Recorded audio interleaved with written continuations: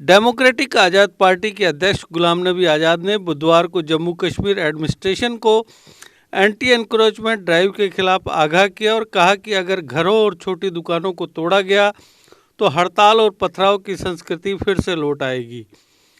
जम्मू कश्मीर के पूर्व मुख्यमंत्री ने आरोप लगाया कि बेदखली ड्राइव के परिणामस्वरूप भ्रष्टाचार हुआ, क्योंकि लोग रेवेन्यू अधिकारियों को रिश्वत दे रहे थे ताकि यह सुनिश्चित किया जा सके कि स्टेट लैंड पर कब्जा करने वालों में उनका नाम शामिल न हो।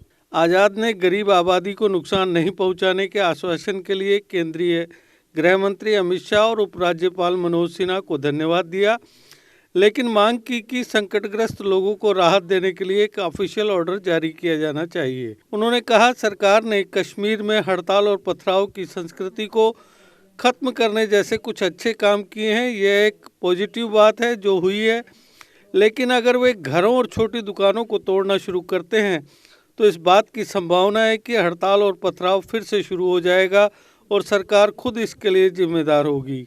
उन्होंने कहा, सरकार को ऐसा कुछ भी नहीं करना चाहिए जिससे नेगेटिविटी फैले, क्योंकि लाखों लोगों को नोटिस दिया गया है कि वे अपना घर खाली कर दें और अपना कारोबार बंद कर दें।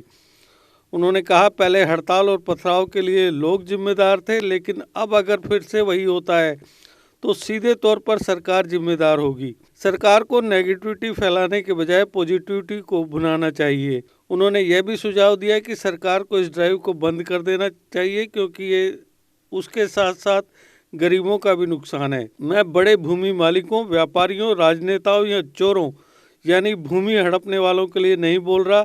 अगर इस ड्राइव को बंद कर दिया जाए तो 98% गरीबों को फ़ायदा होगा। मेरा एक ही मकसद है कि गरीबों के घर और उनके छोटे व्यवसाय बरकरार रहें ताकि वे शांतिपूर्ण माहौल में अपनी आजीविका कमा सकें। डीएपी नेता ने कहा, सरकार को शांति के हित में तत्काल फैसला लेना चाहिए और गरीबों के खिलाफ बेदखली ड्राइव को खत्म करने का ऑर्डर जारी करना चाहिए।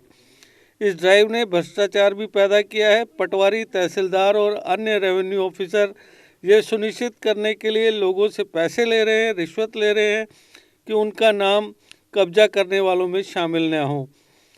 यह डिपार्टमेंट भ्रष्टाचार का अड्डा बन गया है। इस आरोप पर कि ड्राइव भेदभावपूर्ण है और बीजेपी से जुड़े लोगों को छुआ नहीं गया। आज़ाद ने कहा, जिस किसी ने भी गलत किया, चाहे वह बीजेपी, कांग्रेस, एनसी, पीडीपी या अपनी पार्टी हो, उसे कानून का सामना करना चाहिए। उन्होंने कहा, जनता को परेशान करना या चुनना और चुनना सरकार के खिलाफ जाएगा।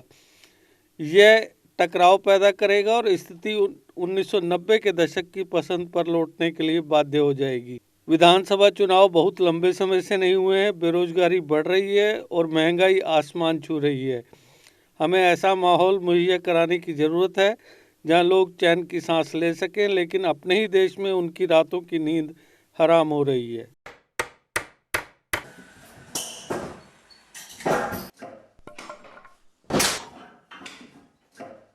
क्या बात है मिस्त्री, बड़ा परेशान लग रहा है। क्या बताएं बाबूजी, कई कंपनियों के कील लाए पर सभी के सभी टेढ़े हो जा रहे हैं। इन कीलों ने तो परेशान कर दिया है।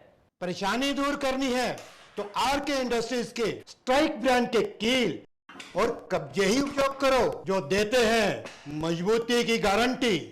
तो चले फिर स्ट्राइक ब्रांड के कील ले लें। बिल्कुल, चलो। स्ट्राइक ब्रांड लगाओगे तो मजबूती पाओगे और परेशानी को भी भगाओगे।